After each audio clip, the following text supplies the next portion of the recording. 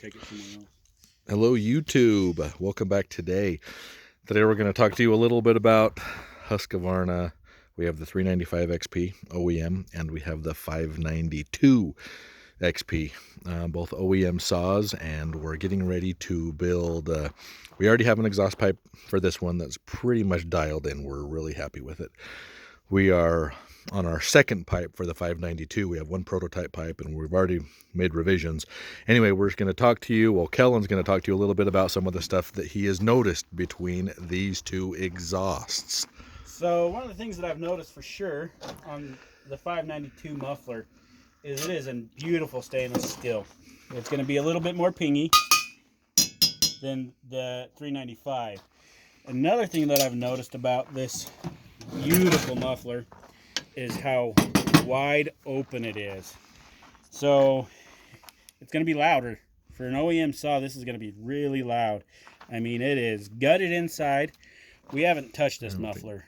Let's see it, but it's... the only thing that we have done is pulled the screen. It is wide open on the inside too. I mean, it's huge. Out of an OEM muffler, this is probably the most open muffler I've ever seen out of OEM. This is also, and this actually, we just put it on the scales not too long ago. It is 14.13 ounces with what you see here is the cover and the screw. Okay. So it is 100% gutted. There is nothing in it. There's no baffles on the inside, and we didn't touch it. That's just what it came from the factory. So it's going to be loud. It's going to probably have a nice little crackle to it because of the stainless steel. You can see the part number right here on the side.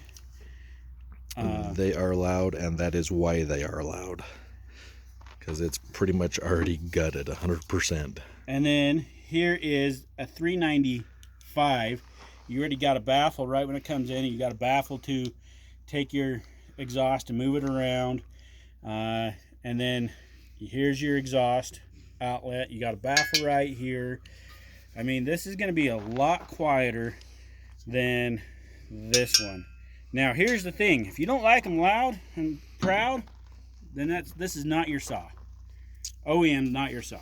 If you want it quiet, buy a smaller saw, buy an older saw, buy a battery-powered saw.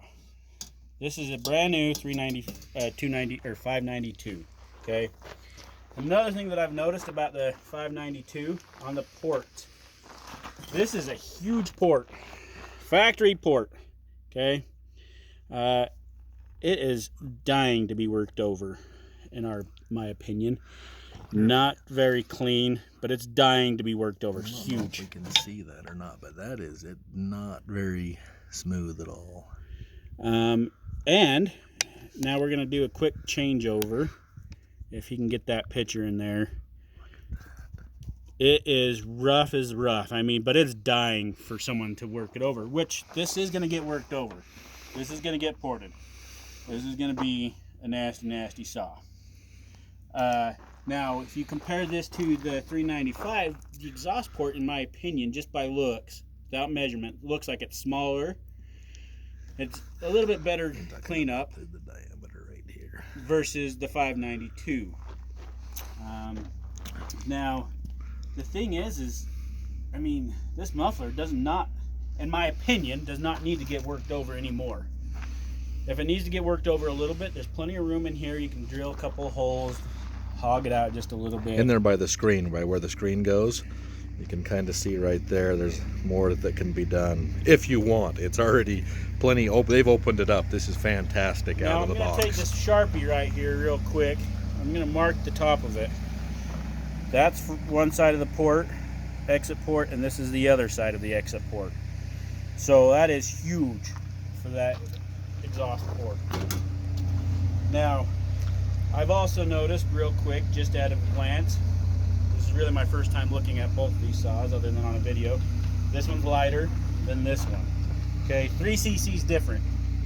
I definitely like this one a lot more, but this has monster potential on it.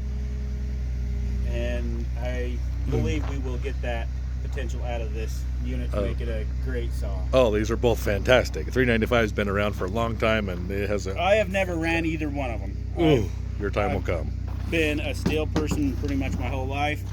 I ran 80s, 660s, 661s, pretty much any of them. But now you're being converted to just about any saw that runs great. Oh, battery powered?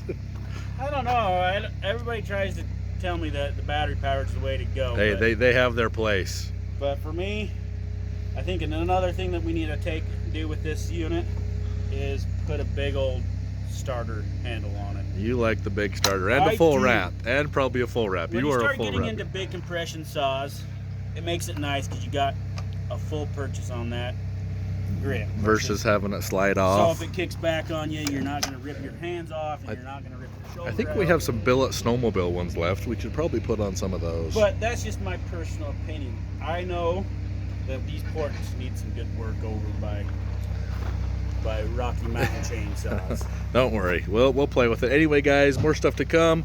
We're just working on these pipes. Just thought we'd show you what we're seeing so far with these two fantastic saws. Thanks for watching. Catch you next time.